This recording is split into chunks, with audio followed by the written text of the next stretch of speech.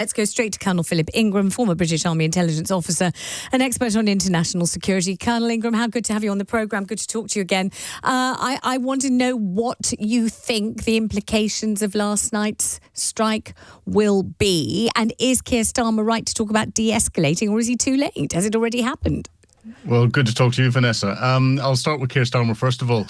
He's coming up with platitudes that's aimed at as much his backbenchers as it is the international community. Of course, everyone wants things to de-escalate, but that means nothing when you try to put it into the context of what can happen and what could happen. Karen von Hippel was 100% right. The Iranians will need to save face by retaliating in some way, shape or form. And I'm beginning to see reports that the Iranian parliament has agreed that the country should close the Straits of Hormuz, which would cause a massive economic shock because between 20 and 30% of the world's oil and gas goes through that area.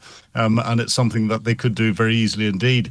If they use that as the retaliatory strike method, then the impact that would have on global economy is frightening. It would make what happened when Russia invaded Ukraine just over 3 years ago seem like loose change down the back of the sofa. If they do that, is there a way of, I don't know, I'm going to say this without any kind of responsibility for the verb I'm using, but kind of blasting them open again? Is there a way that the USA or Israel could make them open through force? Or is it, if they close it, is it their will, their whim, and there's nothing anyone else can do about it?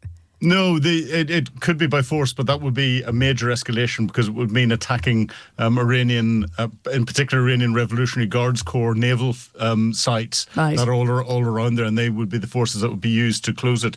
And of course, it's civilian shipping that's going through the area. The costs to the shipping companies when it comes to them getting insurance would just go through the roof. So that would hit global economies in a way that would have a massive impact. If the Iranians respond in a lesser way, like Karen had mentioned, attacking a US base in Iraq or somewhere else and letting them know it was coming, but playing that at home, then we know that Iran is trying to de-escalate. So the coming hours and days will really tell us where this is going to go. Is the world a safer place if the bombs fell where President Trump says they did last night? Again, yes and no. Yes, because if it successfully stopped Iran from producing a nuclear warhead, and Iran, is a regional destabilizing force, it is a global destabilizing force. Then they are a country that should never be allowed to get a nuclear bomb. One of their stated aims is the destruction of the state of Israel. Yes. But the implications of what any response could be, I think certainly in the short term, will increase the potential for terrorism risk. As I said, the economic risk with the closure of the Straits of Hormuz.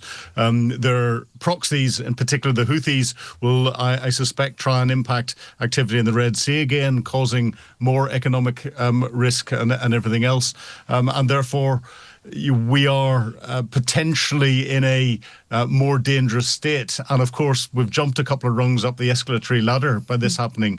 Let's hope the next move is to slide down it, not to climb up it. What is the message that Britain should receive from having been so sidelined, so irrelevant, so ignored in what happened last night? What is the message loud and clear that's billowing over the Atlantic Ocean towards us today? I don't think we've been as sidelined as people are making out. But the fact that Diego Garcia wasn't used as a staging point, says to Keir Starmer, your Chagos Island deal is not necessarily in the best interest of the United States. You need to rethink that. The UK needs to start stepping up and being more robust and being clearer in the language that it's using, and whether it's supporting or not supporting what it is that's going on. This trying to dance along the top of the fence and keep Labour backbenchers happy at the same time as sending a message out internationally just doesn't work. We're a permanent member of the Security Council of the United Nations. We need to stand up and be clear as to what our position is. And our position against Iran should be supporting anything that stops Iran getting a nuclear weapon. And all the protests protesters in London yesterday. I did come face to face with quite a few of them on my way into work yesterday afternoon, holding enormous placards saying hands off Iran. What do you think? I mean, I'm assuming that you don't agree with that sentiment. And if you don't, what do you think they fail to understand about the current regime in Iran? I think a lot of these protesters are exceptionally naive. The groups that are organising them almost certainly, without the group's knowledge, are being supported, funded, organised by the Iranian Revolutionary Guards Corps and the Russian SVR. The Russian hands are all over it. And when you get Queers for Palestine, who are going around, where if they went and flew their rainbow flag in any part of what they describe as Palestine, they would be thrown off the nearest high building. That shows the level of naivety we have amongst individuals who are happy to support terror organizations or regimes that are enabling terror organizations, but they then refuse to call out when terror activity happens.